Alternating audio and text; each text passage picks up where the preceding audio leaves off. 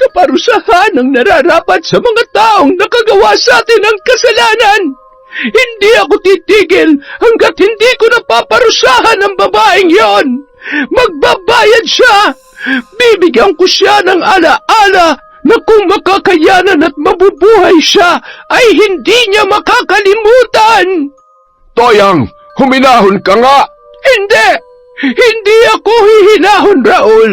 Tingnan mong mabuti ang ating anak. Hindi ko maaatim na hindi siya ipaghiganti. Kagagawan niya ng asawa niyang higad. Lalagyan ko ng higad ang kanyang katawan. Tutal, kauri niya naman yon. Huwag ka mag-alala, anak ko. Pasasakitan ko ang mga taong gumawa nito sa'yo. Ibibigay ko ang parusa na hindi nila makakalimutan. Taon 1989, Mindanao. Isa ko sa mga nakasaksi sa kwento ng aking kaibigan na si Carlo. Nakita ko kung paano siya nasaktan at lumubog sa kanyang pighati na nararamdaman.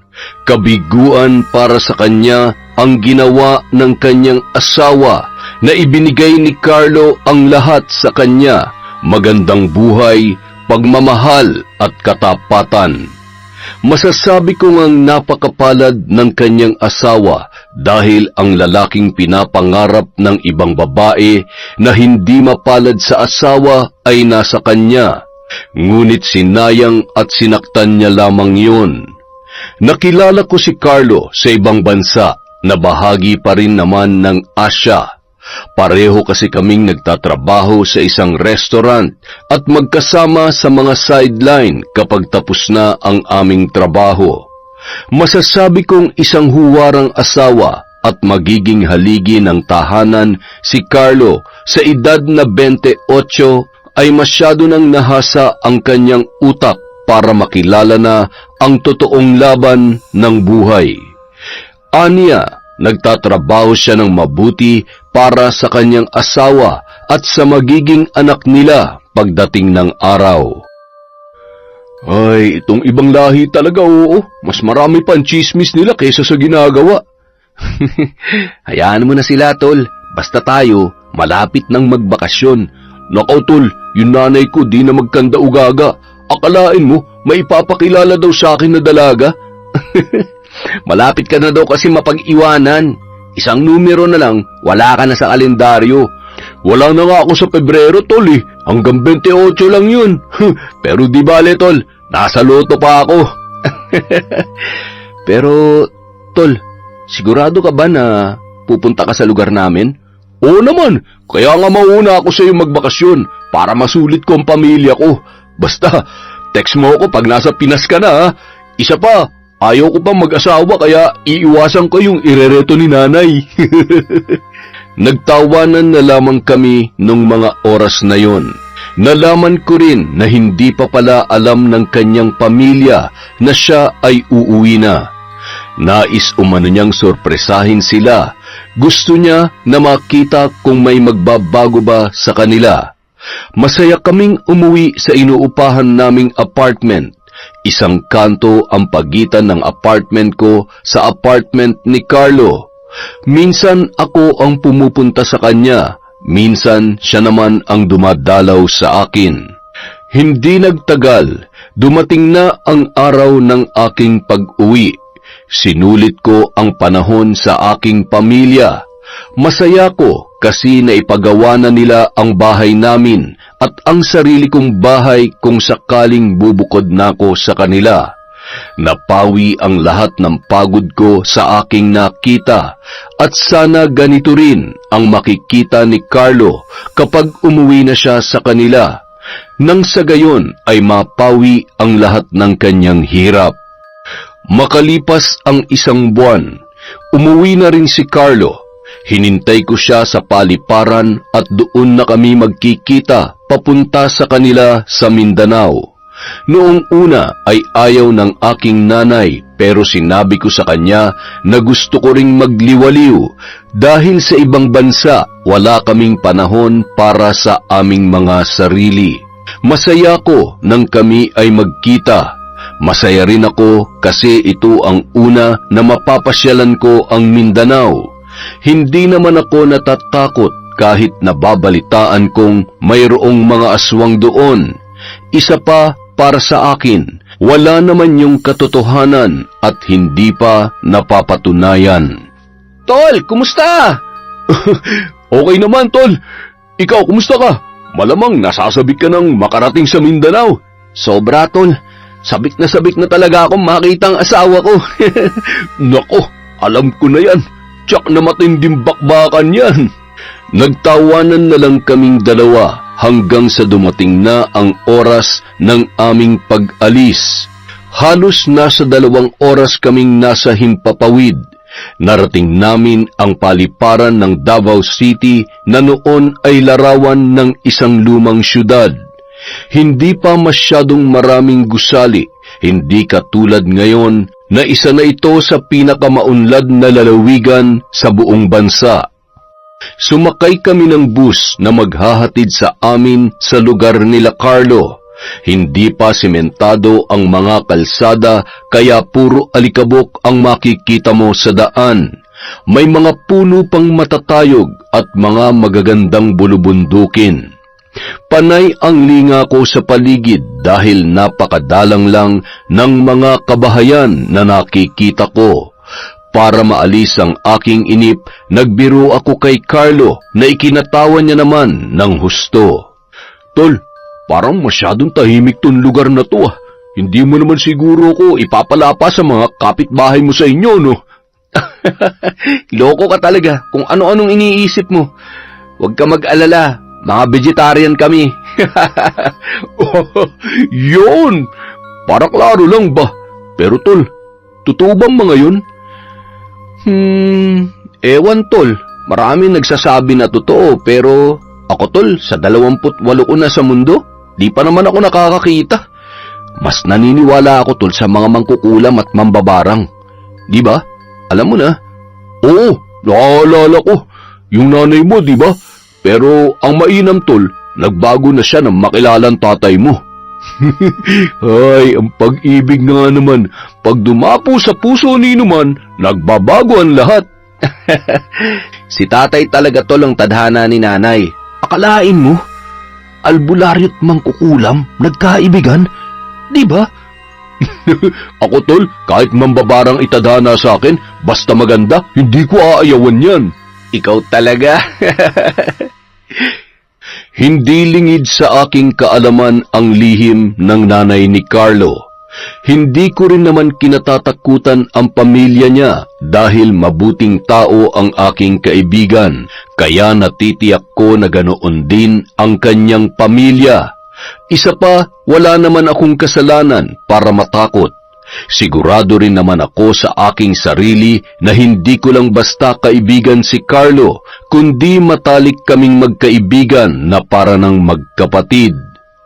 Hindi ko na namalayan ng oras. Ginising na lamang ako ni Carlo nang nakarating na umano kami.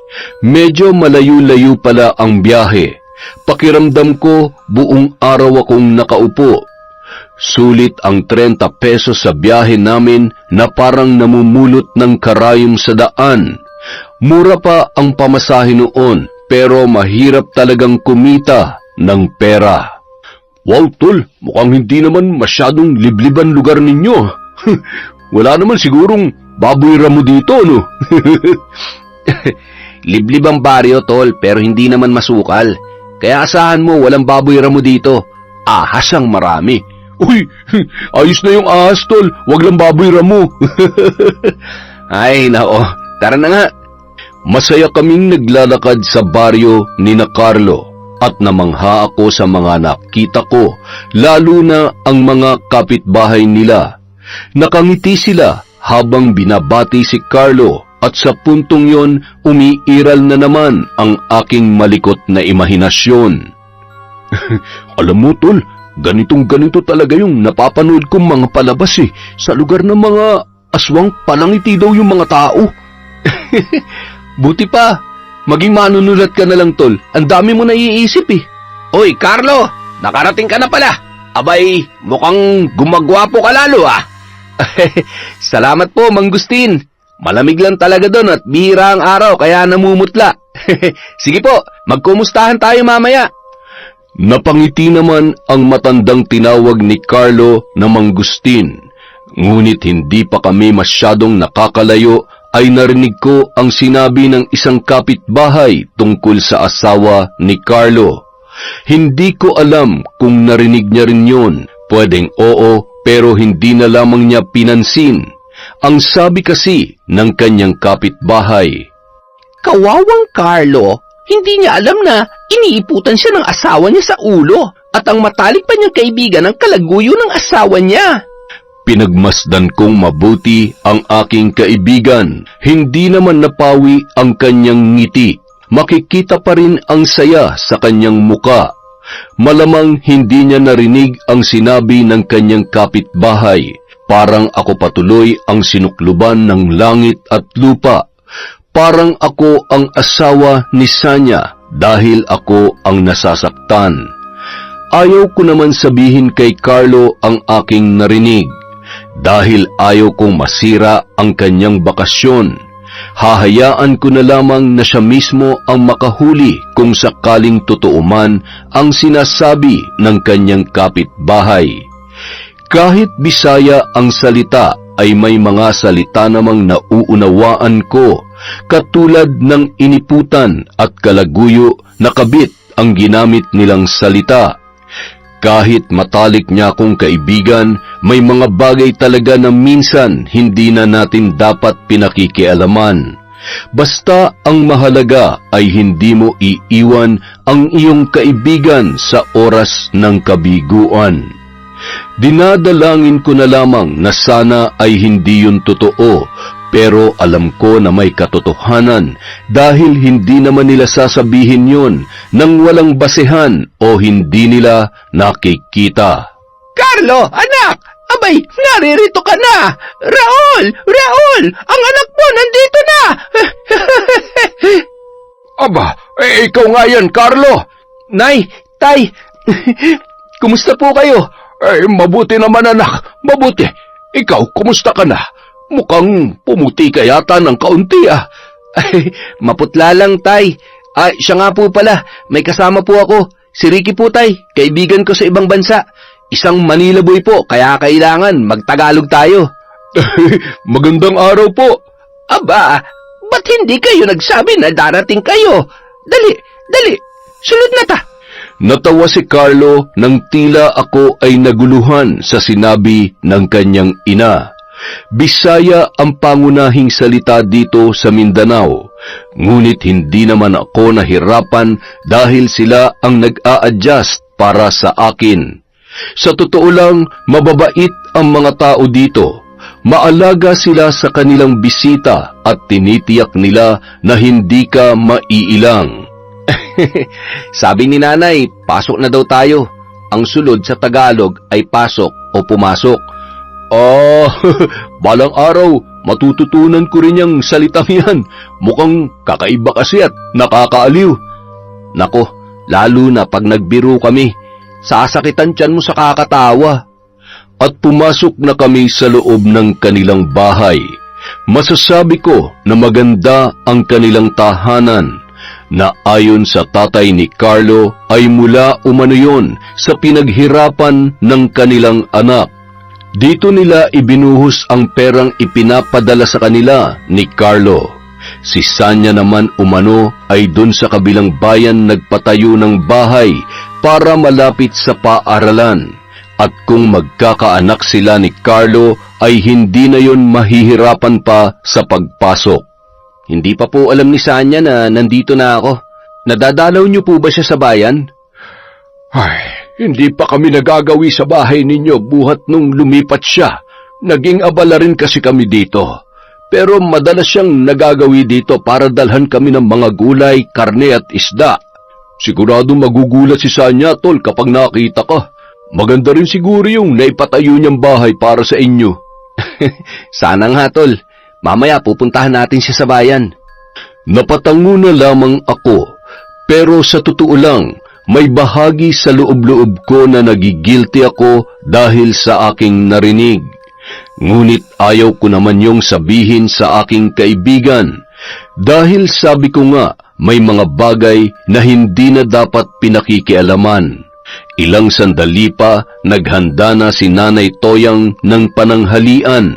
Pagkatapos kumain ay pinaplano naming pumunta sa bayan para sorpresahin ang asawa ni Carlo. Napagpasyahan namin na dito ko mananatili sa kanilang bahay na para sa akin ay mas ayos, mas tahimik kasi rito kumpara sa bayan. Nang matapos kaming mananghalian ay umalis na kami para puntahan ang kanyang asawa.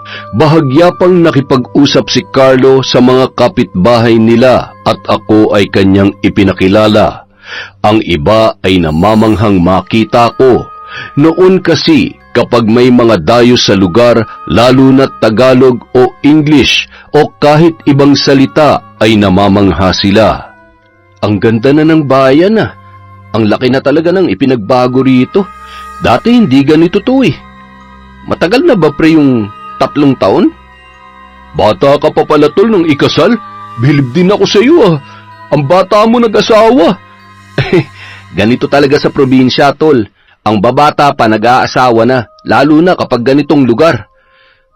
Pero di naman ako nagsisisi tol. Kasi mahal ko naman yung pinakasalan ko. Tama ka tol.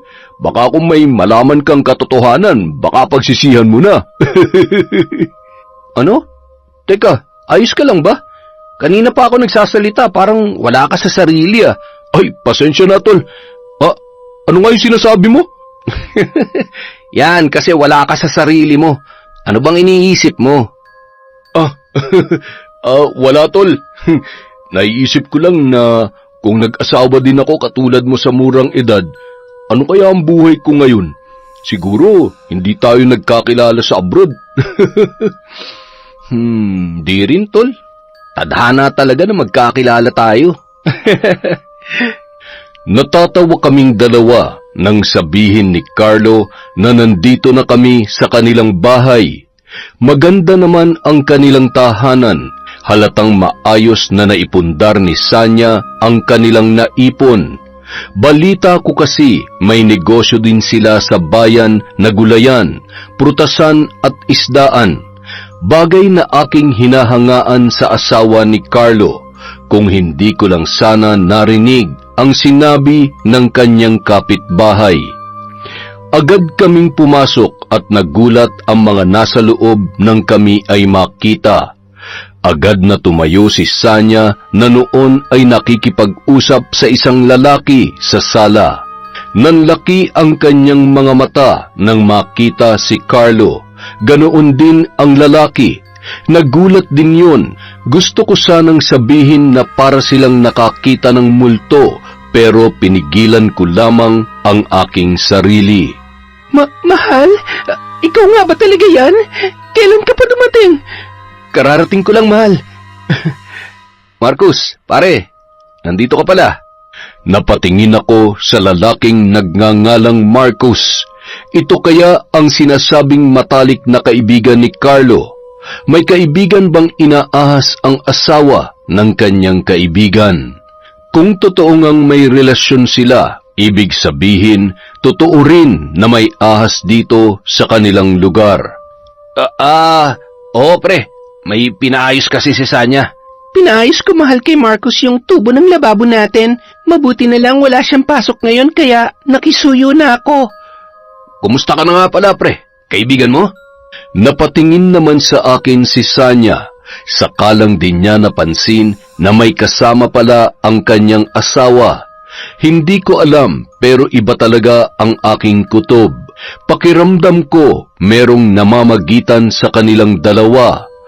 Ayaw kong isipin na kakatapos lang nilang gumawa ng milagro dahil pawis na pawis pa ang lalaki. Oo, kaibigan ko siya sa ibang bansa at taga Maynila siya kaya hindi siya masyado nakakaintindi ng salita natin. Kung magtatagal ka dito, tiyak, maiintindihan mo rin ang Bisaya. Plastic naman nito, sarap bangasan eh. Naku, malaman ko lang na totoong balita, babasagin ko yung pagmumukha mong ahas ka. Oo nga, sabi pa naman ni Carlo na mas nakakatuwa magbiruhang Bisaya. Totoo yan. Pre, dahil nandito ka na, mag-inom na tayo. Magpapakuha ako ng lambanog, ha? Umiinom ka ba ng lambanog, pre? Prehin mo yung mukha mo. Black eye ang kita dyan eh. Di ko pa nasubukan. Mamaya, subukan natin. Napangiti naman siya at tumango, saka sinabing kukuha siya ng lambanog at babalik. Iniligpit niya ang bag na dala niya na tila wala naman akong nakita na kagamitan sa pag-aayos ng tubo ng lababo. Nasa kanila ni Sanya ang mga mata ko dahil nais kong makumpirma ang bagay na kutob ko. Yumakap siya kay Carlo at nagpaalam. Kinamayan din niya ako at pagkuway nagpaalam kay Sanya. Hindi nga ako nagkakamali, mayroong namamagitan sa kanila dahil sa paraan ng kanilang tinginan. Makikita sa mata ng lalaki ang matinding pait at selos, habang tila nalulungkot naman si Sanya. Mahal, bakit hindi ka nagsabing darating ka? Di sana nakapaghanda ako ng pananghalian natin. Hindi tuloy ako nakapagluto. Gusto ko kasi talagang sorpresahin ka, mahal. At isa pa, nagtanghalian na kami sa bahay. Kaya ayos lang kami. Hindi bale, ipaghahanda ko na lamang kayo ng masarap na hapunan at masarap na pulutan para naman may laman ng tiyan nyo kapag magiinuman na kayo. Salamat, mahal, ha? Kinagabihan, bumalik nga si Marcus kasama ang ilan sa kanilang mga kaibigan. Ipinakilala naman nila ako sa mga yon. Nagsimula ang aming inuman at masaya naman kaming nagkakausap. Ganun pa man, pasimple akong napapatingin kay Marcus na panay ang lingon sa loob ng bahay ni na Carlo. Hindi ako nagpapahalata. Napatingin ako sa mga kasama ko, lahat sila halos ay lasing na. Ako kasi hindi talaga madaling malasing. Malakas ang tolerance ko pagdating sa alkohol kahit na anong alak pa yan. Napatingin ako kay Carlo na lasing na rin. Nagtaka ko dahil hindi naman madaling malasing ang aking kaibigan. Napaisip ako na sa lambanog lang pala siya matutumba. Nasa ganoon akong pag-iisip nang makita kong tumayo si Marcus at nagpaalam para umihi. Tumango lang ako, ngunit hindi niya alam, palihim ko siyang sinundan. Sa likod ako dumaan kung nasaan ang kusina ni Sanya. Anong ginagawa mo dito? Baka mahuli ka ni Carlo. Huwag kang mag-alala, mahal ko. Lasing na ang asawa mo. Hayaan mo na ako. Ngayong nandito na yan, hindi na natin magagawa yung gusto natin. Huwag dito. Baka bigla may pumasok. Dito na lang tayo para makita mo kung may papasok. Dali na. Sabik na ako sa iyo eh. Umalis ako bigla dahil hindi ko na nakayanang makita ang panglolokong ginagawa nila sa aking kaibigan. Hindi ko alam kung paano sasabihin kay Carlo ang aking nakita. Baka hindi siya maniwala sa akin. Kailangan kong gumawa ng magandang plano na magpapalantad sa kanilang ginagawa. Bumalik ako sa aming pwesto at nagkunwaring umiinom. Nakita kong bumalik na rin si Marcus at makikita ang maaliwalas nitong muka. Tapos na ba? Nakaraos ka na? Ha? Anong ibig mong sabihin, pre? Makakalimutin ka ba? Sabi mo kanina, ihing-ihi ka na. Di nakaraos ka na. Magana ba pakiramdam mo? Oo. Ganito kasi talaga ako kapag umiinom eh. Palagi ako naiihi. Sayang yung iniinom mo, iihi mo lang. Mukhang tayong dalawa na lang ang magtutuloy nitong inuman ah. Inom pa na marami ka pang maiihi. Natawa siya sa aking sinabi. Hindi ko alam kung nahuhulaan niya ang ibig kong sabihin. Pinigilan ko ang inis sa kanya. Balak ko na sana siyang lasunin ng gabing yun. Nagtimpi lamang ako at pinakalma ang aking sarili. Hindi nagtagal, nagpaalam na rin sila ng kanyang mga kaibigan. Dinala ko naman si Carlo sa loob ng bahay. Nang makapasok kami, ay agad naman akong tinulungan ni Sanya na maipasok sa kanilang silid si Carlo. Kinabukasan, umuwi muna ako sa bahay nila Carlo sa bukid. Alam ko na ang daan papunta sa kanila, kaya mag-isa na lamang ako. Tulog pa si Carlo, pinataob siya ng lambanog. Hindi mo mapapataob sa mga whiskey at beer, pero napataob ng lambanog. Hindi niya tuloy nakita ang pagtataksil ng kanyang asawa at ang pang-aahas sa kanya ng matalik niyang kaibigan. Para sa akin, walang totoong kaibigan na gagawin ang ganung bagay sa kanyang itinuturing na para ng kapatid. Oh, anak Ricky, mag-isa ka lang ba? Opo, Nay.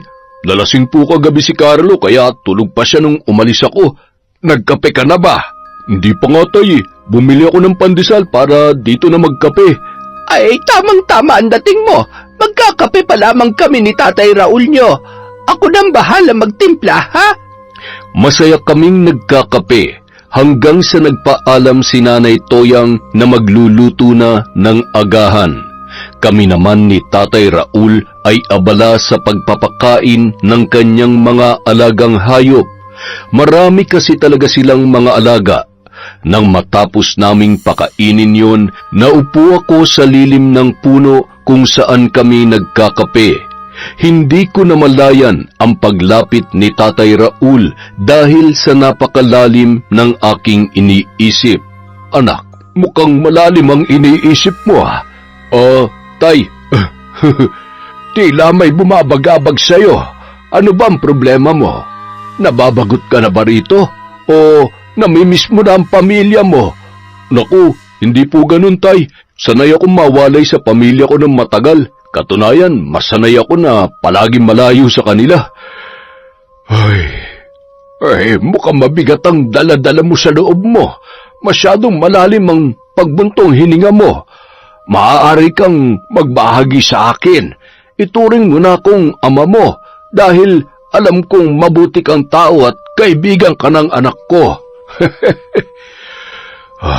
Tay, matagal na po bang magkaibigan si Marcos at si Carlo? Oo, simula nung bata pa sila ay magkaibigan na silang dalawa. Para na nga magkapatid ang mga yan dahil may pagkakataong dito na natutulog si Marcos. Matagal na nga, pero ba't nagawa niyang ahasin ng kaibigan niya? Bakit mo nga pala naitanong? Napatingin ako kay Tatay Raul. Ngumiti naman siya sa akin. Makikita sa kanyang muka ang pagiging mabuting tao. Muka na marami nang natulungan. Muli akong napabuntong hininga. Pakiramdam ko napakalaking pasanin ang aking daladala sa aking kaloob-looban na hindi ko alam kung paano babawasan. Magsabi ka lamang at ako'y makikinig. Tay, wala po ako sa lugar para magsalita, pero hindi ko maatim na parang iniiputan si Carlo sa ulo ng asawa niya. Matalik kong kaibigan si Carlo at itinuring ko na rin siyang nakababata kong kapatid, kaya nasasaktan ako sa nangyayari, Tay. Teka, ano ba ang ibig mong sabihin? Sasabihin ko, Tay, pero huminahon lang po kayo, ha? Huwag kayong mabibigla. Si Marcos at si Sanya po, niloloko si Carlo. May namamagitan po sa kanilang dalawa. Ako mismo nakakita sa kusina sa ginagawa nilang pagtataksil sa kaibigan ko. Pero bago yan, narinig ko na sa isang kapitbahay niyon tungkol dyan nung dating namin dito kahapon. Nagulat si Tatay Raul sa aking sinabi, ngunit mas pinili niyang ikalma ang kanyang sarili.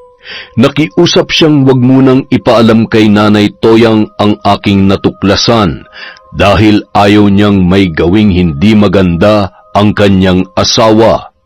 Napapatingin naman siya sa akin habang sinasabi ang katagang yun. Hindi na rin ako naggulat kung ano ang kanyang ibig sabihin dahil naiintindihan ko. Sabi ko nga, Hindi naman lihim sa akin ang totoong pagkatao ni Nanay Toyang. Ilalantad ko ang kataksilan nila, Tay. Hindi ako papayag na parang ginagawa nilang tanga si Carlo. Mabuting tao ang anak ninyo. Hindi niya dapat maranasan ng ganun. Ay.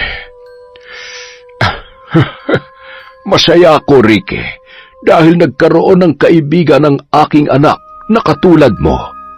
Nasa ganoon kaming tagpo nang dumating sina Carlo at Sanya, kasama ang walang hiyang si Marcus. Napaisip ako kung gaano ba kakapal ang mukha ng lalaking yon na nagawa pang sumama sa kanilang bahay. Naramdaman kong mahigpit akong hinawakan ni Tatay Raul sa aking balikat. Napatingin ako sa kanya. Napatango pa siya na tila ba sinasabing magkunwari kaming walang alam. Tol, narito ka na pala. Iniwan mo ako dun ah. Nagmano sila nang makalapit kay Tatay Raul. Napahawak pa ako sa kanyang balikat na tila pinapakalma siya dahil nanggagalaiti na siya nang magmano si Marcos at Sanya. Nakita ko namang pigil na pigil si Tatay Raul sa kanyang galit.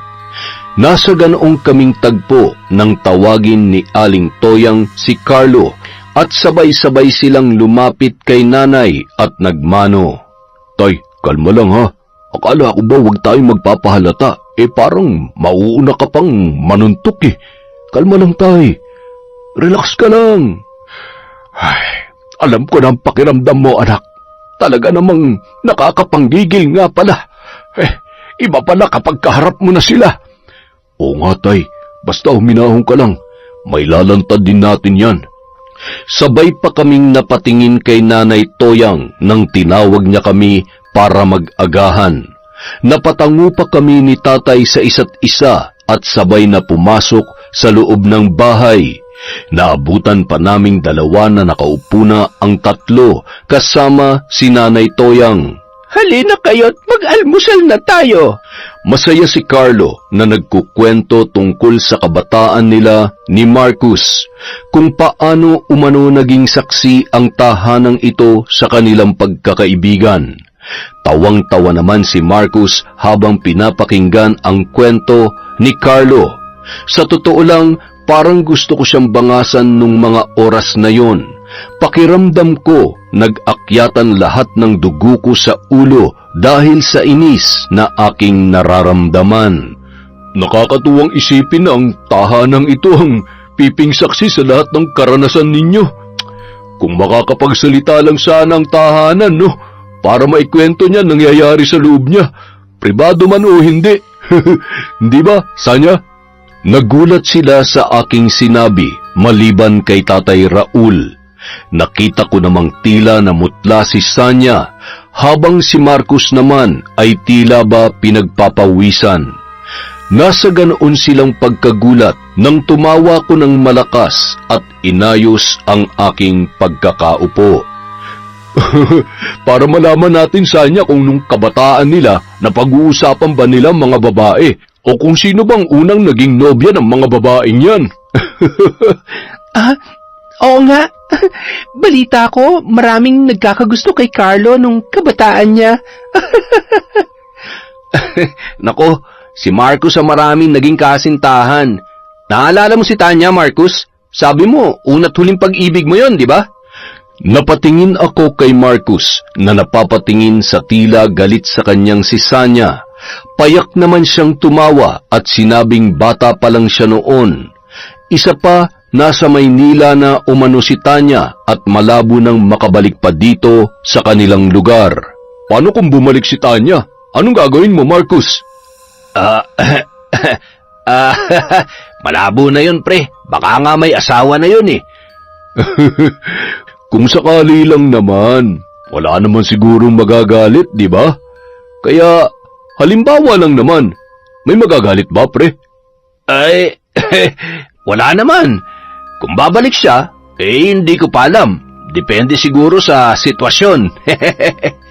Nang matapos kaming mag-agahan, sinabi ni Tatay Raul na kung maaari ay dito muna mamalagi si Sanya sa kanilang bahay. Tutal, 3 naman ang kanilang kwarto.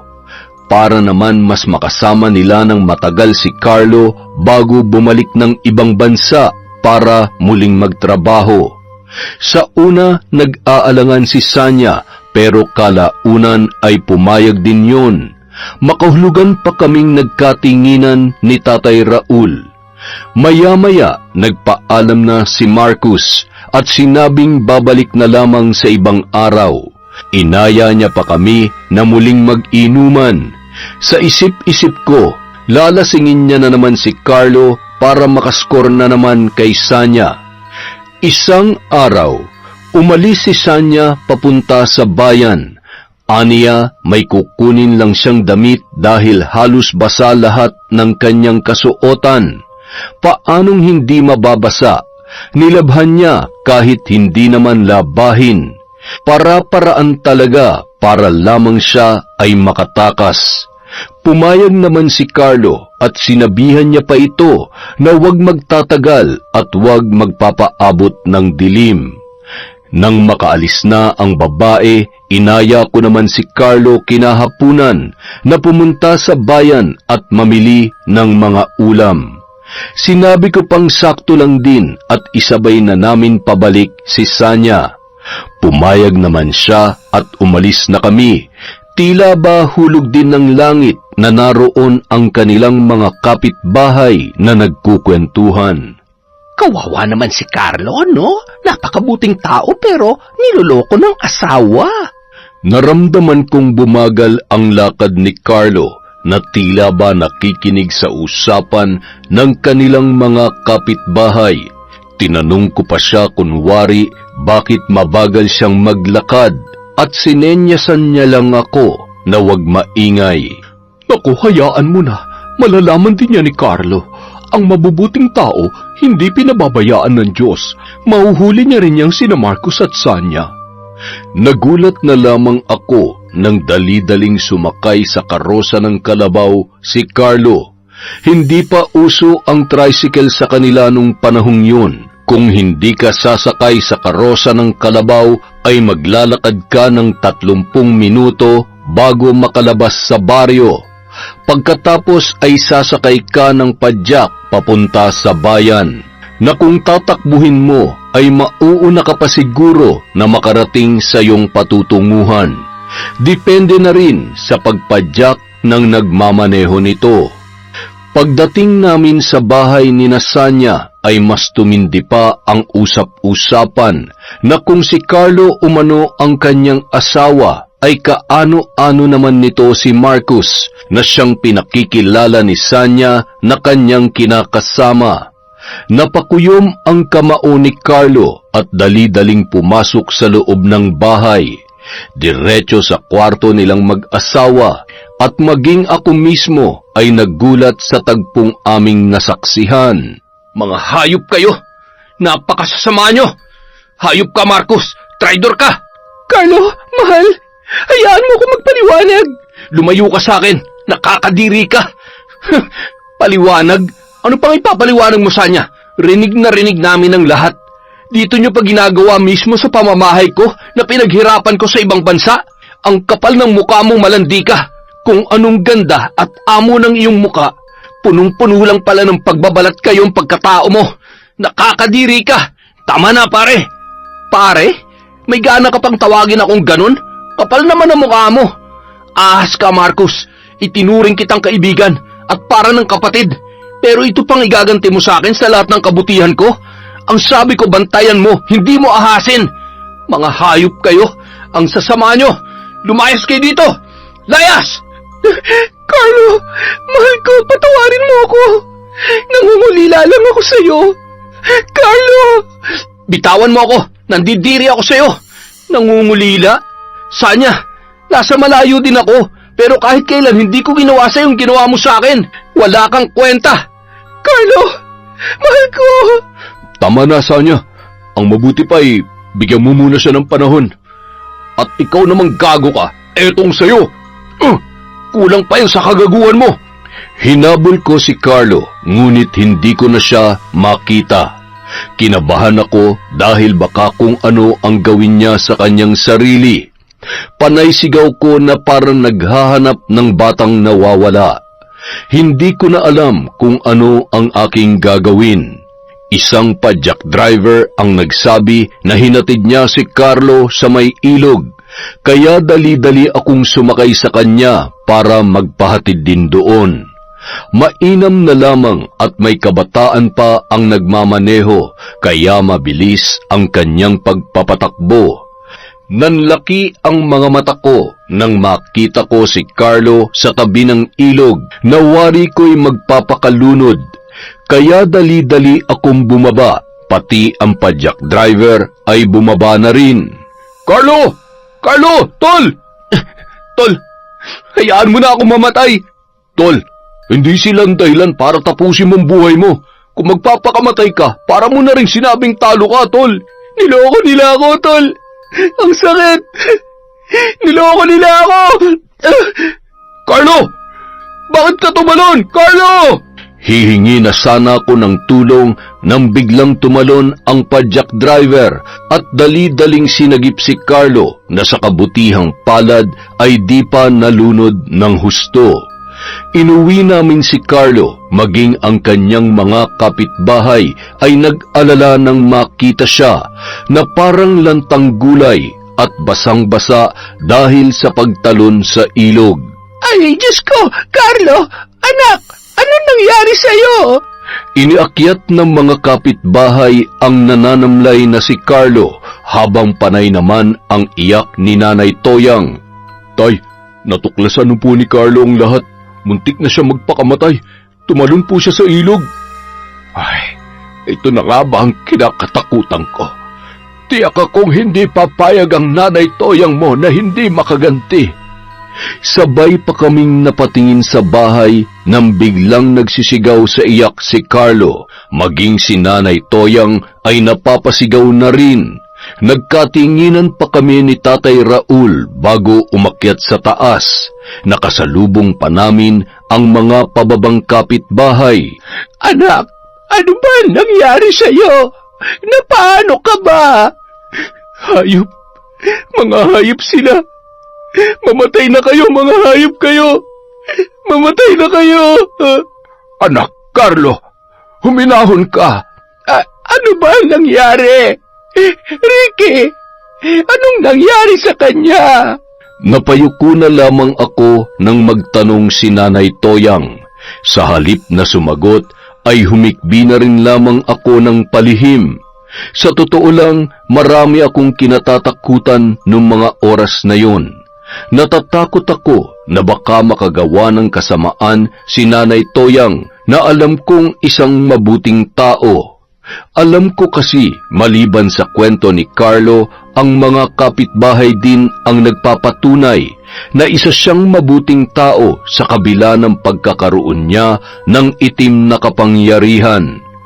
Ayon sa kanila, wala pa namang sinasaktan si Nanay Toyang sa kanyang mga kapitbahay. Madalas pa nga silang tulungan noon sa tuwing sila ay may karamdaman sa pamamagitan ni Tatay Raul. Nagtutulungan sila na manggamot ng mga taong kinulam ng kapwa mangkukulam at mambabarang ni Nanay Toyang. Gusto ko na mamatay. Hayop ka, Marcos. Tinuring kitang kaibigan pero inahas mo ko. Bakit ang asawa ko pa? Bakit? Nanlaki ang mga mata ni Nanay Toyang nang marinig ang sinabi ng kanyang anak. Makikita mo sa kanyang mga mata ang gulat at pait sa narinig. Napayuko na lamang ako nang mapatingin siya sa akin para kumpirmahin kung totoo ba ang kanyang narinig. Totoo ba ang sinabi ng aking anak, Ricky? Umamin ka sa akin. Pinagtaksilan ba siya ng kanyang asawa at ni Marcos? Nanay Toyang, opo, totoo po yun. Mga hayop na yon! Humanda sila sa akin! Asawa ko, Toyang! Nay, huminahon po kayo! Ano ang kasalanan ng aking anak? At bakit ginawa nila yon? Naging mabuti tayong mga magulang kaysa niya at hindi natin siya pinag-isipan ng masama. Nagpapakahirap ang anak ko sa ibang bansa para sa kanilang kinabukasan. Ngunit ano ang ginawa niya? Gaganti ako. Gagantihan natin sila, anak ko. Toyang, kung ano man yung iniisip mo, huwag mo nang ituloy. Kaparusahan ang nararapat sa mga taong nakagawa sa atin ng kasalanan. Hindi ako titigil hanggat hindi ko napaparusahan ang babaeng yon. Magbabayad siya. Bibigyan ko siya ng alaala na kung makakayanan niya at mabubuhay siya, ay hindi niya makakalimutan. Toyang, huminahon ka! Hindi! Hindi ako hihinahon, Raul. Tingnan mong mabuti ang anak natin. Hindi ko maaatim na hindi siya ipaghiganti. Kagagawan niya ng asawa niyang higad. Lalagyan ko ng higad ang katawan niya.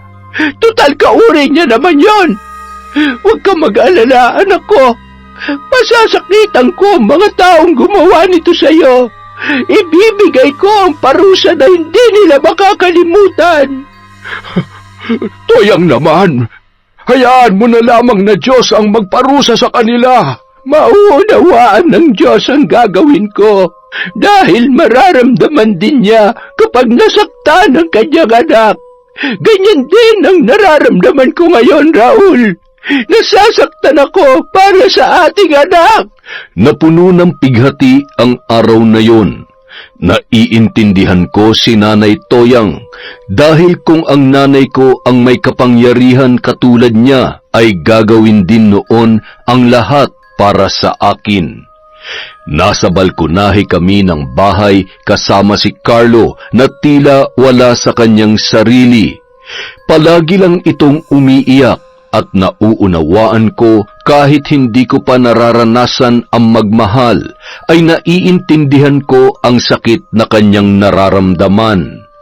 Nasa ganoon kaming tagpo nang biglang dumilim ang kalangitan. Napatayo pa ko habang pinagmamasdan ang paligid. May namumuong maliliit na kidlat sa likod ng maitim na ulap. Napatingin ako kay Mang Gaston nang siya ay magsalita. Kapitbahay siya nila Carlo na naroroon sa bahay nila nanay nung mga oras na yon. Ginising nila ang natutulog na dyablo sa loob ni Toyang. Alam mo ba, Ricky, mas mahirap galitin ang mga mababait na tao dahil kapag sila ay nagalit, napakabangis. Narinig ko ng malinaw ang bawat katagang binibigkas ni Nanay Toyang mula sa isang silid na ipinagbabawal niyang aming pasukin. Maririnig ang kanyang sigaw sa aming kinaroroonan mula sa loob ng kanyang kinalalagyan. Diyos ng kadiliman, dinggin mo ang panawagan ng iyong abang lingkod. Pakinggan mo ang pagsusumamo ng puso ng isang inang nasasaktan. Ito ang aking alay. Ipagkaloob mo lamang ang aking hiling. Pahirapan mo ang 2 taong nagtaksil sa aking anak. Malalakas na kulog at kidlat ang namayani sa buong paligid. Napayuko kami ni Mang Gaston sa takot na baka tumama ang kidlat sa aming kinaroroonan. Sinabi ni Mang Gaston na wag munang tatayo dahil mapanganib pa. Hinila ko naman si Carlo na sa mga panahong yon ay panay pa rin ang iyak. Mga higad ang ipapadala ko sa katawan ni Sanya. Tuwing sasapit ang 6:00 ay susuka siya ng higad na halos kanyang ikamatay. Dinggin mo, Diyos ng kadiliman, ang aking pagsusumamo. Sa tuwing sasapit ang 6:00, susuka ng sinulid ang lalaking si Marcos. Hindi mapuputol at titigil sa paglabas ang sinulid hanggang sa matapos ang 6:00. Dinggin mo, Hari ng Kadiliman. Dinggin mo ang iyong abang lingkod. Halos mapasigaw kami at ang iba pang mga kapitbahay nang biglang may tumamang napakalakas na kidlat sa isang malaking puno. Sinabayan pa ng nakakatakot na tunog ng kulog na akala mo'y bilyong tambol ang pumupukpok sa langit. Dumilim bahagya ang paligid na sinabayan pa ng malakas na hangin. Ilang minuto rin ang itinagal noon at bigla ring lumiwanag. Nagkatinginan pa kami ni Mang Gaston nang maging maaliwalas na ang buong paligid. Maya-maya dumating si tatay na hingal na tila galing sa pagtakbo. Ay, nagawa niya na, Raul. Diyos ko, patawarin niyo po ang asawa ko. Samantala, sa bayan kung saan ako nagtungo para makibalita ay nalaman ko ang naging kalagayan ni na Marcus at Sanya. Ayon sa mga kapitbahay ay nagsusuka umano si Marcus ng sinulid tuwing sasapit ang 6:00. Ang duda nila ay kinulam ang binata. Sa bahay nila Carlo ko na malagi para magmatsyag. Utos din yon ni Tatay Raul para makibalita kung ano ang nangyayari. Mag-6:00 na noon nang makarinig ako ng takbuhan ng mga tao. Pakiramdam ko'y papunta sila sa bahay ni Marcus. Walang dalawang sabing ako ay bumangon at pumunta sa kanilang bahay. Maging ako ay nagulat sa aking nasaksihan. Nagsusuka ng sinulid si Marcus, sinulid na pantahi ng damit. Nagsisigawan ang kanyang mga magulang dahil sa takot. Ay, Diyos ko! Tiyak kinulam ang batang yan! Parusa yan sa pakikipagrelasyon niya sa asawa ng iba. Ang babaeng yun naman talaga ang malas sa buhay ni Marcus. Ang pagkakaalam ko ay ayaw naman sana ni Marcus, pero mapilit yung babae. Bali-balita na hindi lang naman daw si Marcos ang inaakit niyang si... Ano nga ang pangalan nun? Sanya? Salot yan sa bayang ito, kaya ayan, pinarurusahan din. Balita ko'y umuwi yun sa kabilang bayan buhat nung nahuli ng asawa niya sila ni Marcos. Ayun, kinulam mo, binarang din yata. Hindi ako nagpahalata na kilala ko ang mga pinag-uusapan nila. Hindi ko alam kung dapat ba kong maging masaya sa sinapit ng dalawa. Ngunit kasalanan din nila ang nangyari. Kung hindi nila sinira ang tiwala ni Carlo ay hindi naman sila mapaparusahan. Napatingin ako kay Marcus nang halos magmakaawa na ito. Kitang-kita sa mukha niya ang matinding paghihirap. Patawarin mo ako. Inakit niya lamang ako. Matindi ang pagsusuka ni Marcus na may kasama ng dugo. Halos mapigtas na rin ang kanyang mga ugat sa leeg at lumuluwa na ang mata sa kakasigaw. Muli akong napatingin sa loob nang sumigaw ang kanyang magulang. Halos masuka rin ako sa nakita na ang suka niya'y may kasama ng uod. Ang kanyang balat ay lumolobo na akala mo ay may lalabas na kung anong insekto. Pumuputok yon na tila tinutusok ng karayom at naglalabasan buhat doon ang maliliit na ipis. Ay, Diyos ko!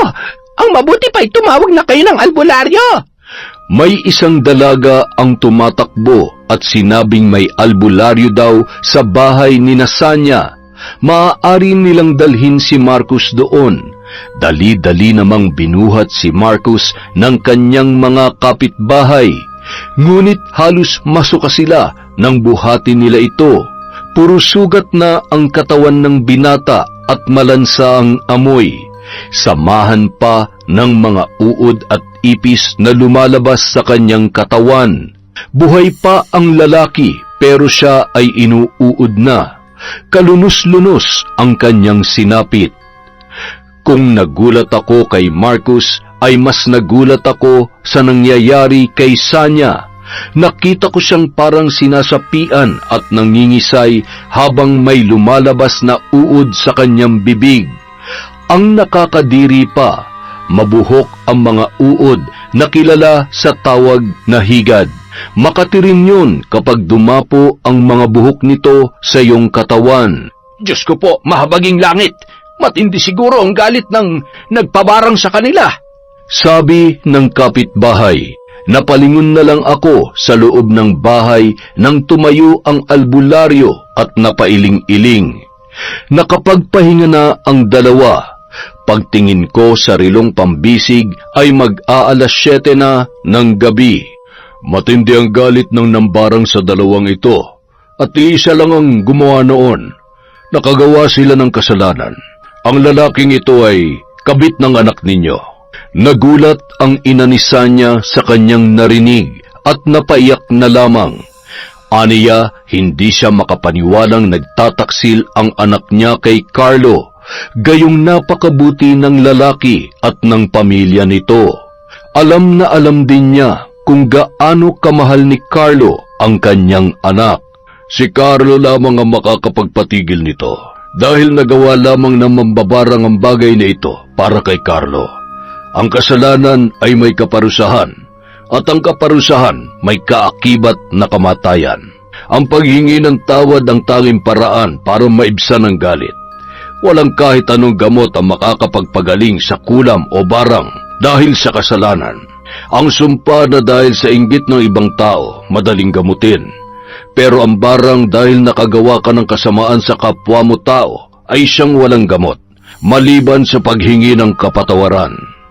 Umuwi ako matapos kong masaksihan ang lahat.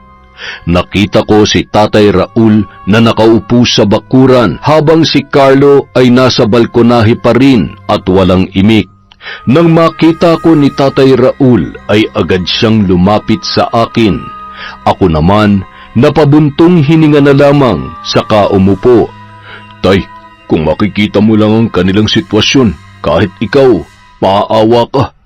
Noon, hindi ako naniniwala sa mga kulam at barang, pero nung makita kong sinapit nilang dalawa, masasabi kong totoo nga po talaga.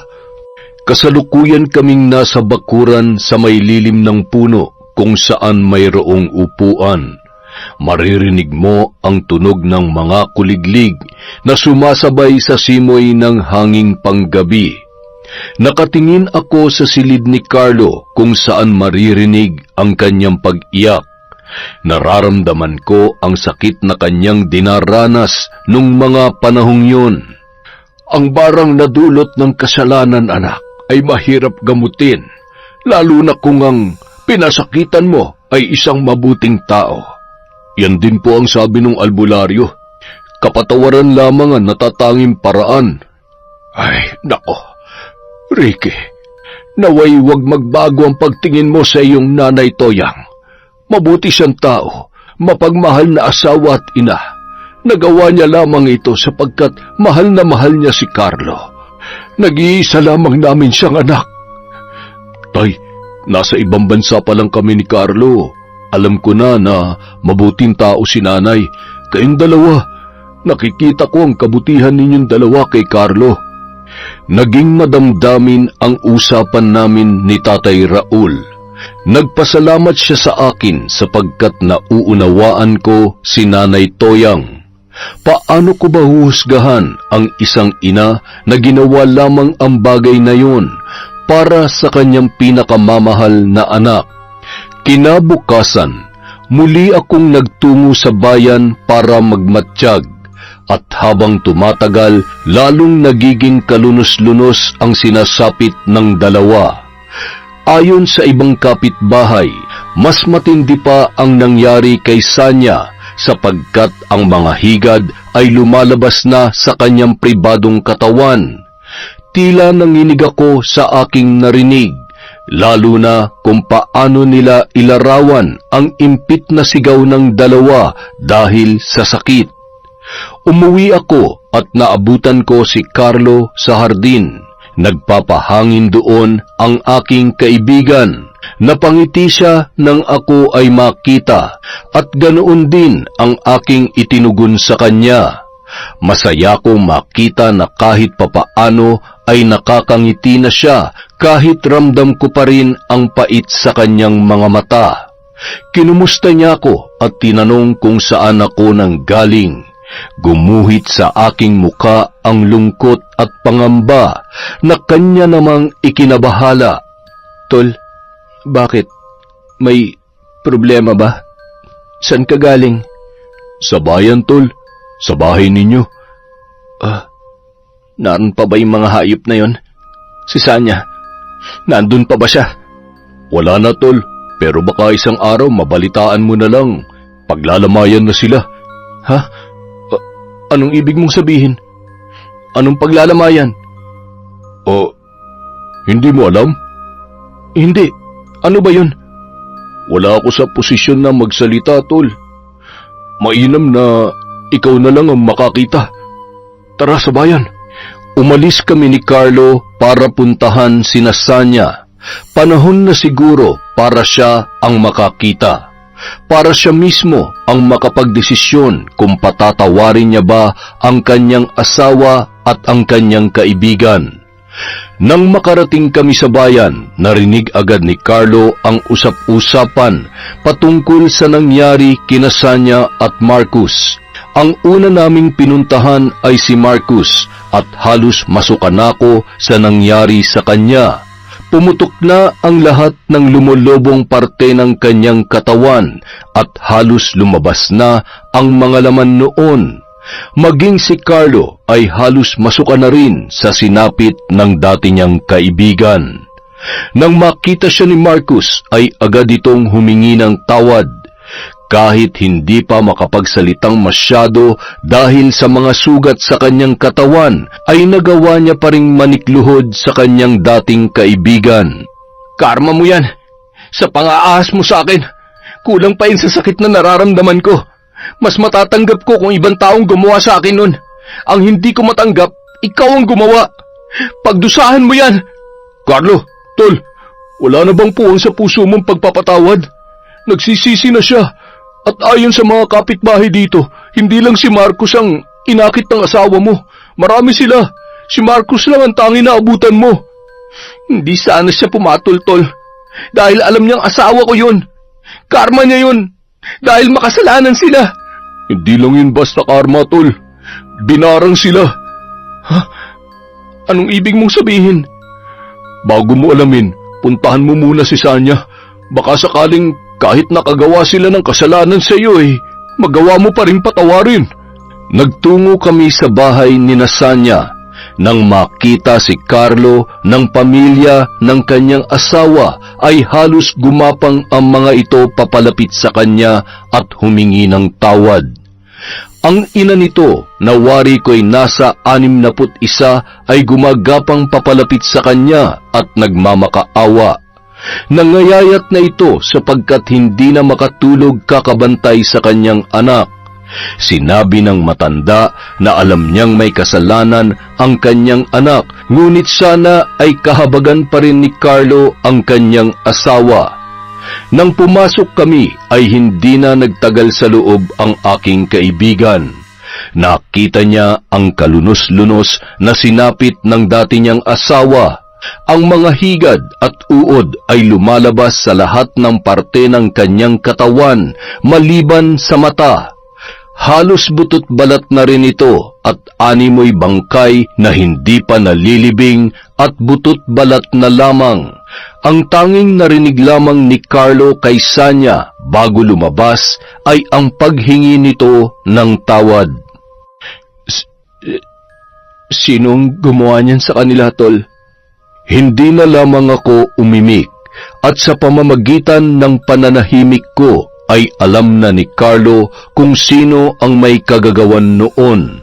Nanlaki ang kanyang mga mata habang sinasabi na kailangan na naming umuwi. Ngunit bago pa man kami makaalis ay nagsisigaw ang dati niyang asawa. Pumasok kami at halos pinagsisihan ko kung bakit ako sumama. Hindi ko talaga makakalimutan ang nangyari kung paano halos napupunit na ang balat ng babae na tila hinihila nito. At kapag nahati ang balat ay may lalabas na mga insekto sa kanyang katawan. Tumakbo si Carlo at sumunod naman ako. Alam ko na kung saan siya pupunta. Pagdating namin sa kanilang bahay ay nagsisigaw siya na tinatawag ang pangalan ng kanyang ina. Nagtataka naman sila Mang Gaston na sumunod. Nakatayo kami sa ibaba habang si Carlo ay pumasok sa loob ng kanilang tahanan. Si Tatay Raul naman na galing sa gubat para maghanap ng halamang gamot ay nagulat kung bakit nag-uumpukan kami sa loob ng kanilang bakuran. Magtatanong pa sana siya nang marinig ang boses ni Carlo mula sa itaas. Nay, ba't mo namang ginawa yun? Alam kong kayong gumawa nun sa kanila dahil sinaktan ka nila. Sinaktan nila ang kaisa-isa kong anak. Nay, oo, sinaktan nila ako, pero hindi ko hiniling na gantihan mo sila. Kung makikita mo lang ang sitwasyon nila ngayon, hindi mo gugustuhin na mangyari sa akin yun, Nay. Nakikiusap ako. Bawiin mo na ang sumpa mo. Pakiusap, Nay. Ganun na lamang makadali sa'yo para sabihin yan. Ha, anak? Hindi mo alam kung saan ang pinaghuhugutan ko ng galit dahil hindi ka pa naging isang magulang. Kapag magulang ka na, ay mauunawaan mo ang lahat. Nay, huwag mo nang ilubog ang sarili mo sa kasamaan. Darating ang panahon, iiwan niyo rin ako. Nanaisin mo ba na habang buhay akong usigin ang konsensya ko dahil ako ang dahilan kung bakit niyo nagawa yun? Nay, nasaktan lang ako, pero hindi ako namatay. Babangon din ako, Nay. Mahirap pero kayang-kaya ko to. Pagdating ng araw, tatawanan ko na lamang ang sakit na nararamdaman ko ngayon. Pero ang pamilya ng binarang ninyo, hindi nila makakalimutan kung ano ang nangyari sa kanilang mga anak. Yan ang mabuti. Ang magdusa sila dahil sa kalokohan ng kanilang mga anak. Nay, ano ka ba? Wala ba kayong takot sa Diyos? Dahil sa galit binabalot na ng kasamaan ng puso ninyo. Kayo pa ba nanay ko? Parang hindi na. Nay, nakalimutan nyo na ba? Nasa kabila ng pang-aasar sa akin noon na anak ako ng mambabarang, si Marcos lang ang tanging tao na hindi natatakot sa inyo. Isa siya sa nakikipagbasag ulo para lang ipagtanggol ako sa mga kalaro namin noon. Oo, nagalit ako sa kanya dahil sa nangyari. Pero hindi ko hinangad na mangyari sa kanyang bagay na yon, Nay. Ang taong unti-unti mong pinapatay dahil sa galit mo. Ang taong minsan nakipagpatayan para maipagtanggol ako sa mga taong hinuhusgahan ako. Kaya kahit gaano kalaki ang pagkakasala niya sa akin, hindi ko hihilingin kailanman na tapusin ang buhay niya. Narinig kong umiyak noon si Nanay Toyang, kaya umakyat kaagad si Tatay Raul para tingnan ang kanyang mag-ina. Bawiin niyo na ang sumpa, Nay. Kung gusto niyo pa akong makita. Anak, alisin niyo na yung itinanim niyo sa kanilang katawan. Pakiusap. Hindi kayo mapapatawad ng Diyos sa ginagawa ninyo, Nay. Kaya kung hindi niyo yun aalisin, isipin niyo na lamang na kasama nila akong mamamatay dahil hindi na ako magpapakita pa dito kahit kailan. Carlo, anak! Anak, Carlo! Hindi na sila nilingon ni Carlo at dali-dali itong bumaba. Hinawakan ko pa siya sa braso para pigilan. Para sa akin, nanay pa rin niya si Nanay Toyang at masasaktan ito sa kanyang gagawin. Tol, wag naman ganito. Tol, ito lang ang tanging paraan na naiisip ko para lumambot ang nanay ko. Magtiwala ka sa akin. Carlo! Anak ko! Carlo! Nauunawaan ko ang gustong ipahiwatig ni Carlo noong mga oras na yon. Marahil sa ganitong paraan niya mapapakalma ang kanyang ina. Alam niya kasi napipiliin siya ni Nanay Toyang kaya ganun na lang ang kanyang kondisyon. Para sa akin, matalinong hakbang at malakas ang kutob ko na mas pipiliin ni Nanay Toyang si Carlo. Toyang, pakinggan mo ang anak natin. Mas gugustuhin ko pang mamatay na lamang kesa hindi siya makita. Pakiusap asawa ko. Nay, alam ninyo, sa ibang bansa pa lang alam ko na kayo ay mambabarang. Walang nililihim sa akin si Carlo, ngunit ang pagiging mambabarang niyo ay hindi naging dahilan para layuan ko siya. Kasi alam kong mabuti kayong mga magulang dahil nakikita ko ang kabutihan niyo kay Carlo. Toyang, patawarin mo na sina Marcos at Sanya dahil natitiyak kong napatawad na sila ng anak mo. Kung hindi pa niya napapatawad ang dalawa, hindi niya gagawin ang makiusap na alisin mo na ang sumpa sa kanila.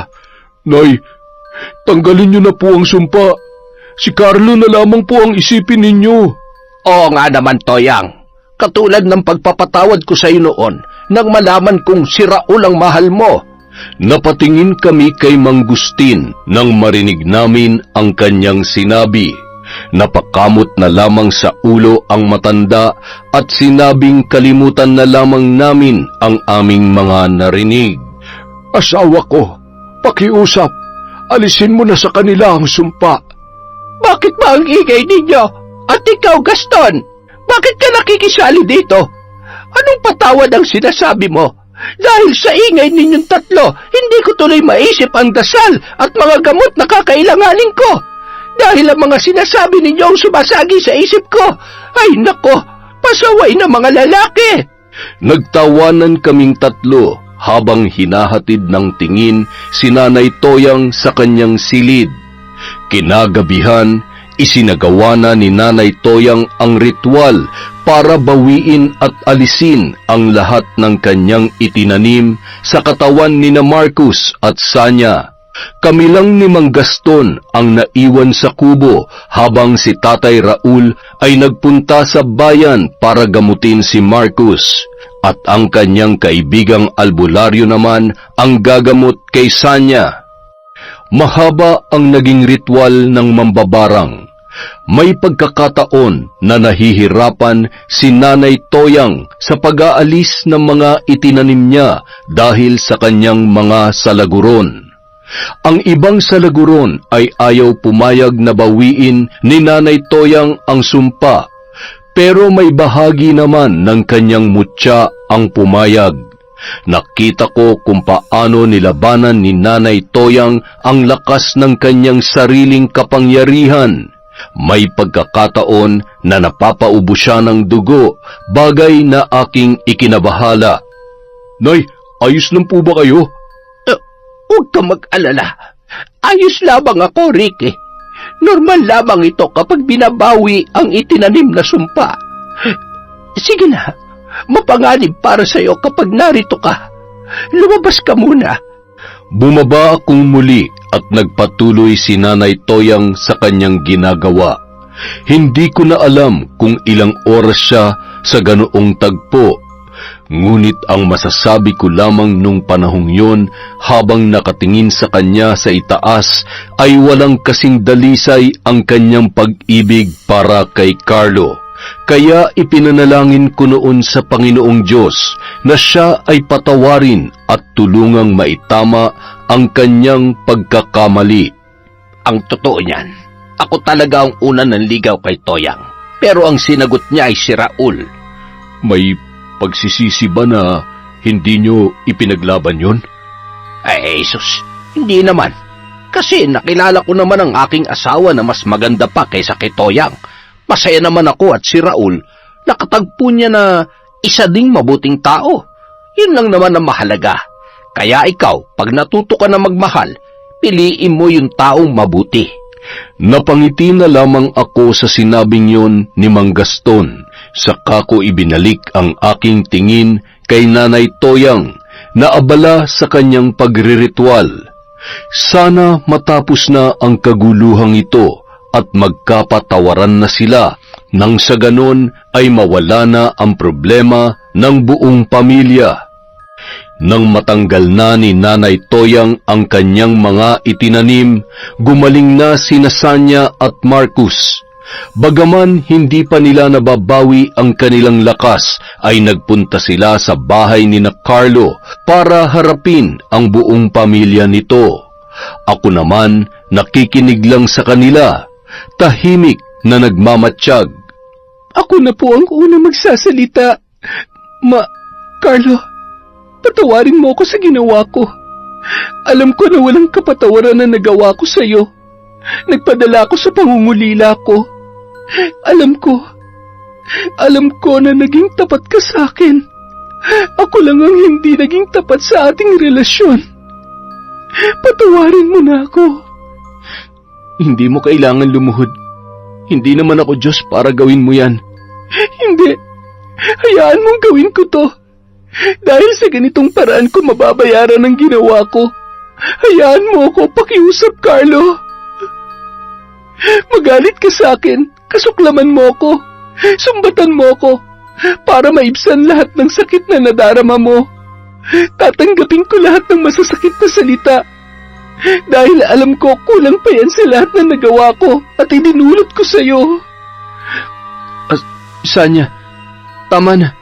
Tumayo ka na. Oo, masakit ang ginawa mo. Ninyo ni Marcos. Hindi agad-agad mawawala ang sakit na yon. Ngunit ang galit ay wala na. Panahon lang ang makapagsasabi kung kailan maghihilom ang sugat na idinulot ninyo. Ganyan talaga ang buhay. Hindi lahat ng panahon masaya.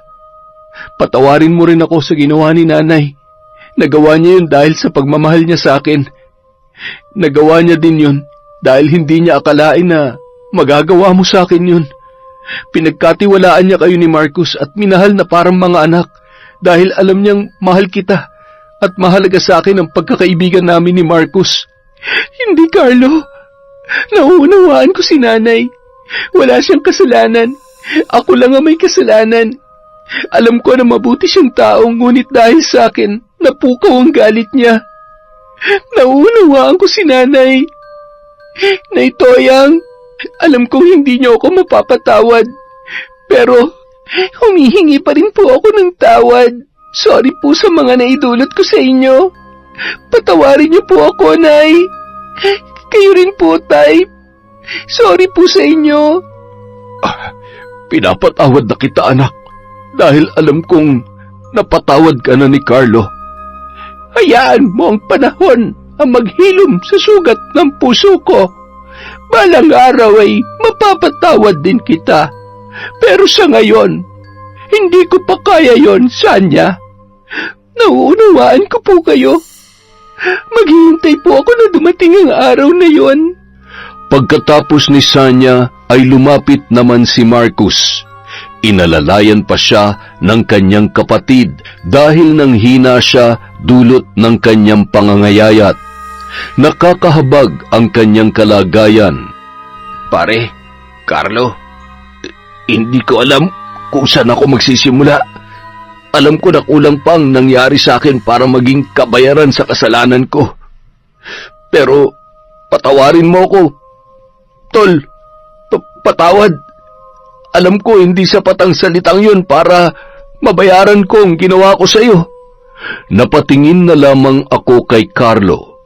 Makikita ko sa kanyang mga mata, hindi ang galit at hindi rin siya naaawa. Nakatingin lang siya sa kanyang kaibigan. Hindi ko alam kung tama pa bang sabihin kong kaibigan o baka dating kaibigan na lamang. Nanatili lang siyang nakatingin sa umiiyak na si Marcos hanggang sa napaluhod na rin ang lalaki. Sinayang ko naging samahan natin. Nagpadala ako sa tukso. Kung may pinagsisisihan man ako sa buhay ko, yun ay ang sinira kong tiwala mo at ang pagkakaibigan nating dalawa. Nagkamali ako, Tol. Patawarin mo sana ako. Tumayo ka. Hayaan nating ang panahon na lang ang siya maghilom sa lahat ng sugat na meron tayo. At ikaw, Sanya, alam ko na kahit magkabalikan tayo, hindi mo pa rin kakayanin kapag nalayo ako. Kaya mainam na palayain na lamang kita at tapusin na lamang natin ang lahat. Nakita ko ang sakit sa mga mata ni Sanya nang marinig ang sinabing yon ni Carlo. Pero mas pinili niyang yumuko, umiyak at tumango na lamang dahil nakikita ko rin na buo na ang desisyon ng aking kaibigan. Mahirap sa akin ang desisyong ito, Sanya. Pero alam mo yan, dahil alam mo rin kung gaano kita kamahal. Panahon na para mahalin ko rin ang sarili ko. Magpagaling ka, ibalik mo ang iyong lakas at magsimula ka muli. Kung mahal mo si Marcos, sana'y siya na ang huli. Maging tapat ka sa kanya, dahil kahit hindi siya naging tapat sa pagkakaibigan namin, naging tapat siya sa pagmamahal niya sa iyo. Ako, magsisimula akong muli at babangon muli. Babalik ako sa ibang bansa at doon ko bubuuin ang aking sarili. Pero Carlo, kasal tayo sa mata ng... Hindi, Sanya. Pag-iipunan ko ang pagpapawalang bisa sa kasal natin. Nang sa ganun, pareho na tayong maging malaya. Ilang sandali pa, tumayo na si Carlo at umalis. Kami naman ni Nanay Toyang ay sumunod na lamang sa kanya. Alam kong mahirap para kay Carlo ang lahat. Mahirap dahil ipinaubaya niya ang alam niyang mahalaga sa kanya. Walang iba kundi si Sanya. Walang araw noon na hindi niya ikinukwento sa akin ang kanyang kasintahan. Halos buong araw na lamang si Sanya ang laman ng aming usapan. Kaya alam ko kung gaano niya ito kamahal at kung gaano kahalaga para sa kanya. Pagdating namin sa bahay ay nag-usap kami nila Nanay Toyang. Isang madamdaming pag-uusap na hanggang sa kasalukuyan ay aking naaalala. Mga alaala na hindi ko makakalimutan dahil nakita ko kung gaano nila kamahal ang isa't isa. Anak, patawarin mo sana si Nanay. Hindi ko sinasadya na magawa ang bagay na yon. Mahal na mahal kita dahil ikaw ang nag-iisa naming anak at ikaw ang pinakamahalagang regalo na natanggap ko. Dahil sa iyo, nalaman ko ang tunay na kaligayahan at kahulugan ng buhay. Binigyan mo ng kulay, kayo ng tatay mo ang dating malungkot at madilim kong mundo. Patawarin mo sana ako. Patawarin mo si Nanay. Alam ko, Nay, na nagawa mo lamang yun dahil sa pagmamahal niyo sa akin. Nauunawaan ko po kayo. Dahil bata pa lang ako, alam ko na kung gaano niyo ako kamahal. Patawarin niyo ako, Nay. Dahil sa akin nakagawa kayo ng kasalanan na hindi niyo dapat ginawa. Mahal na mahal ko po kayo ni Tatay. Mahal na mahal ka rin namin, anak. Baka naman gusto niyo akong isali dyan. Nandito rin po ako. O siya, halika na nga. At dumating na ang araw ng pag-alis namin ni Carlo. Malungkot man, ngunit nangako kaming magbabakasyon ulit. Naging madamdamin ang aming pag-alis at maging ako ay naging malungkot din.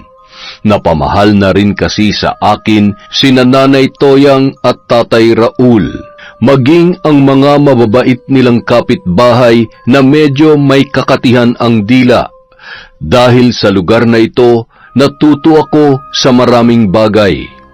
Makalipas ang 1 taon, ibinigay na lamang ni Carlo ang bahay niya sa bayan kina Sanya at Marcos.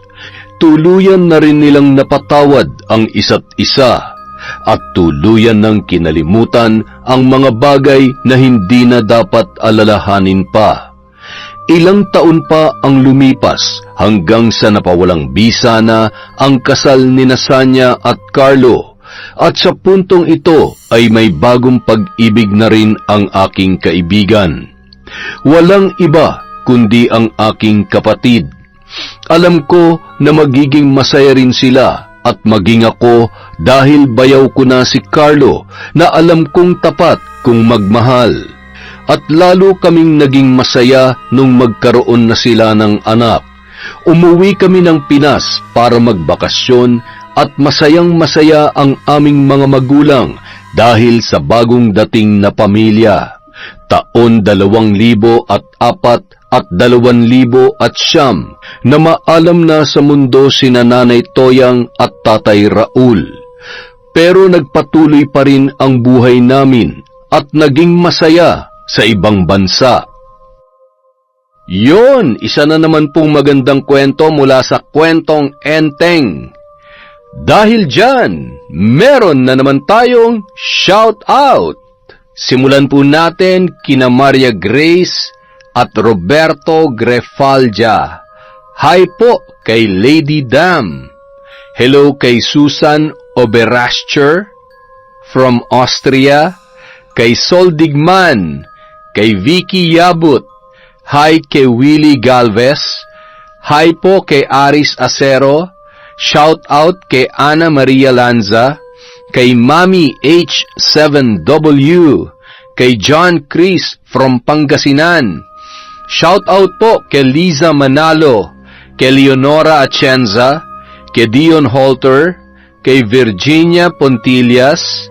Kay Marites Nalika. Hi kay Mary Jane Katil. Kay Monica Nieves and family. Kay Michi Ito from Yokohama, Japan. Kay Mila Muldes from Bulacan. Kay Heart Jacqueline TV. Hello po kay Almira Africano. Kay Condesa. Kay Noemi Garcia Pabunan. Hi Sarayoso, Puhawan at Kakalja family. Sa Sibayan family from Pangasinan. Kay Brethart Vahelidad. Kay Arjidan Bansag from Hong Kong. Hi kay Cristel J. Moreno from Kuwait. Kay Kurt Mina. Hello po kay Miss Maura. Kay Kuya Vicente Official. Kay Mukbanger 21 Mix. Hi kay Chona Bainosa. Salve Fajardo. Marilu Umbal. Cynthia Camacho. Merlin Villeza. At Zia San Pedro from Al-Hasa, Saudi Arabia. Hi po kay Sweet Mommy. Kay Lian from Vegas. Kay Cat Burglar Cutie. Hi kay Melinda Concepcion. Hello kay Kim Rialco from Mandaluyong City. Kay Marian Tamashiro. Hello po kay Lucia from Spain. Kay Glenda Gilyado. Hi kay Chander de Guzman. Hello po kay Alma Naong, kay Vicky Yabut, kay Jerlyn Batal, kay RV Tiong. Hi kay Manisan Mamot Mapadtaya, kay Rosette Ersando, kay Lent TV2 at kay Michelle Esperon from Quezon City. Maraming salamat po sa walang sawang pakikinig sa Kwentong Enteng.